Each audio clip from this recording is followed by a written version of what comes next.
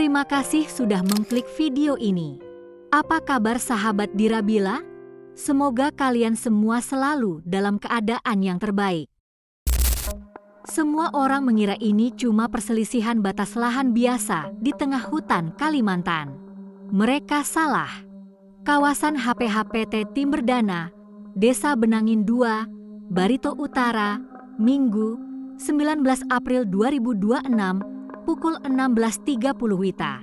Satu keluarga besar sedang berada di pondok mereka, dan tiba-tiba keheningan hutan pecah oleh deru mobil yang tidak dikenal. Tidak ada perampasan harta benda, namun yang terjadi adalah sebuah aksi yang sangat terencana yang membahayakan keselamatan semua orang di sana, termasuk seorang balita yang tak berdosa. Lalu satu nama muncul, orang yang paling tidak disangka, mantan kepala desa setempat yang masih memiliki ikatan keluarga dengan para korban. Beberapa saat sebelum kejadian, mereka sempat terlibat cekcok dan aksi penutupan jalan yang memicu ketegangan. Setelah itu, situasi berubah menjadi kekacauan besar yang tak terkendali. Satu bukti ditemukan. Sebuah rekaman video konfrontasi dan pesan suara dari seorang saksi kunci yang bersembunyi dalam kegelapan. Dan bukti itu mengarah pada sesuatu yang jauh lebih rumit. Sebuah konflik panjang, emas hijau, yang telah berakar selama bertahun-tahun. Ini bukan sekadar amarah sesaat. Jadi, apa yang sebenarnya terjadi di balik rimbunnya hutan Benangin? Yang kamu lihat baru setengah cerita. Sisanya ada di Dirabila.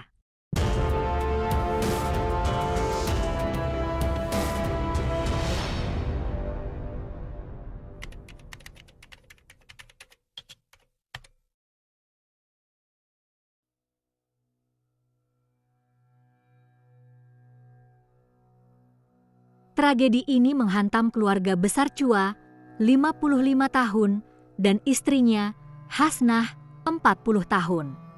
Mereka adalah pekerja keras yang mengelola warung dan pondok di area perbatasan. Bersama mereka, ada Tasya, 17 tahun, yang masih remaja, si kecil David, 3 tahun, serta kerabat lainnya bernama Ono, 50 tahun, dan Alfian, 40 tahun. Di mata warga, mereka adalah keluarga yang sedang berjuang mencari nafkah di tengah kerasnya industri kayu di pedalaman Kalimantan. Satu-satunya saksi yang selamat dari peristiwa itu adalah Alfian. Meski mengalami luka serius, ia berhasil menyelamatkan diri ke hutan dan kemudian bertemu warga sekitar. Warga menemukan Alfian dalam kondisi kritis dan segera membawanya ke RSUD Muara Teweh. Namun bagi 5 anggota keluarga lainnya, bantuan datang terlambat. Karena medan yang sulit dan jarak tempuh hingga 5 jam, proses evakuasi baru dapat dilakukan pada Senin, 20 April 2026. Tim medis yang datang dengan 5 ambulans mendapati kondisi yang sangat memprihatinkan. Pondok dan warung telah hancur akibat kebakaran. 5 orang dinyatakan tidak selamat di lokasi. Petunjuk pertama muncul dari Alfian dan seorang saksi wanita lansia berusia sekitar 60 tahun yang bersembunyi saat kejadian. Melalui pesan suara WhatsApp, saksi tersebut menyebutkan beberapa nama yang sangat dikenal di desa mereka.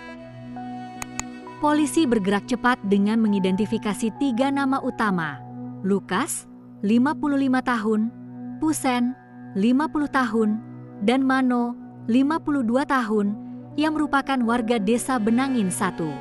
Namun, situasi berkembang saat proses penangkapan dilakukan. Beberapa orang yang diamankan memiliki inisial FN, LK, dan seorang wanita berinisial S. LK diketahui merupakan mantan kepala desa, sementara S adalah istrinya. Yang mengejutkan, mereka semua masih memiliki hubungan keluarga dengan para korban. Beberapa pihak yang diduga terlibat sempat mencoba menghindari penelusuran.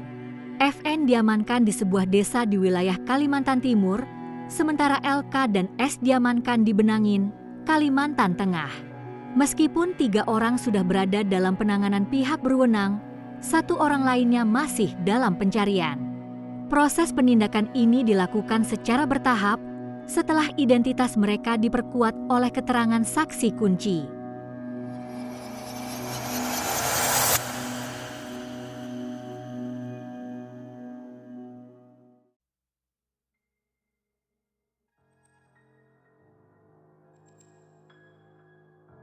LK, yang disebut sebagai tokoh utama, dikenal memiliki pengaruh cukup besar di wilayahnya karena pernah menjabat sebagai pemimpin desa.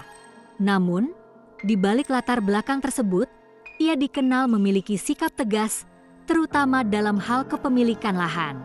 Di sisi lain, para korban digambarkan sebagai pihak yang berupaya mempertahankan kehidupan mereka, sementara pihak yang terlibat memiliki pandangan kuat terkait kepemilikan sumber daya alam di wilayah tersebut. Akar permasalahan ini berkaitan dengan kayu ulin.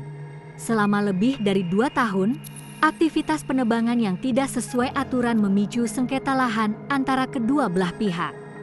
Ketegangan meningkat dalam 3 minggu terakhir ketika akses jalan salah satu pihak ditutup oleh keluarga lainnya. Perselisihan ini kemudian berkembang bukan lagi sekadar soal batas tanah, tetapi juga menyangkut kepentingan ekonomi dan harga diri. Sekitar pukul 16.30, pihak yang terlibat mendatangi pondok untuk menanyakan legalitas lahan. Rekaman video menunjukkan terjadinya cekcok yang cukup intens. Merasa tersinggung, mereka kemudian kembali sekitar pukul 17 dengan rencana yang lebih serius. Mereka membawa peralatan berbahaya, dan situasi pun berubah menjadi aksi yang membahayakan banyak orang. Dampaknya sangat luas, bahkan seorang balita berusia 3 tahun turut menjadi korban dalam peristiwa tersebut. Pihak berwenang mengamankan barang bukti berupa senjata yang diduga digunakan dalam insiden tersebut.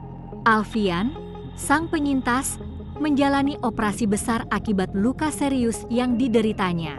Temuan dari proses pemeriksaan mengungkap bahwa para korban mengalami cedera berat, mengarah pada dugaan adanya serangan jarak dekat yang intens. Dari hasil pemeriksaan, terungkap adanya rasa kesal dan tersinggung karena klaim atas lahan ulin tidak diindahkan. Akumulasi emosi, ditambah penutupan akses jalan, mendorong mereka merencanakan tindakan yang kemudian berujung pada peristiwa tersebut.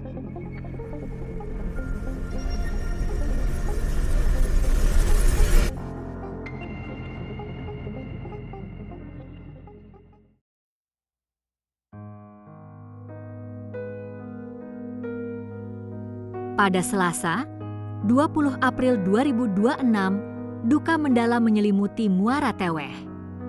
5 peti jenazah dimakamkan dalam satu liang lahat. Tangis keluarga dan warga pecah, menyuarakan harapan akan keadilan serta kejelasan atas pihak-pihak yang terlibat dalam konflik penebangan yang dipersoalkan. Pihak berwenang menjerat para pelaku dengan pasal atas tindakan yang diduga telah direncanakan. Dengan mempertimbangkan dampak dan jumlah korban, ancaman hukuman yang dihadapi termasuk yang paling berat dalam sistem hukum. Di sisi lain, penyelidikan terus dikembangkan untuk mengungkap asal-usul peralatan berbahaya yang digunakan dalam peristiwa ini. Tragedi di Benangin adalah pengingat pahit tentang bagaimana sengketa harta dan ego bisa menghancurkan ikatan darah. Padahal, secara hukum, baik pelaku maupun korban sebenarnya sama-sama tidak memiliki surat sah atas lahan tersebut. Ketamakan seringkali membutakan nurani. Jika hukum tidak ditegakkan sejak akar permasalahannya, seperti praktik ilegal logging ini, maka konflik serupa akan terus mengintai. Dengan dampak besar yang ditimbulkan dalam kasus ini, apakah hukuman yang dijatuhkan nantinya sudah bisa memenuhi rasa keadilan menurut kalian? Tulis pendapat kalian di kolom komentar. Jangan lupa like dan subscribe untuk terus mengikuti kisah-kisah kriminal nyata lainnya. dan sampai jumpa di video selanjutnya.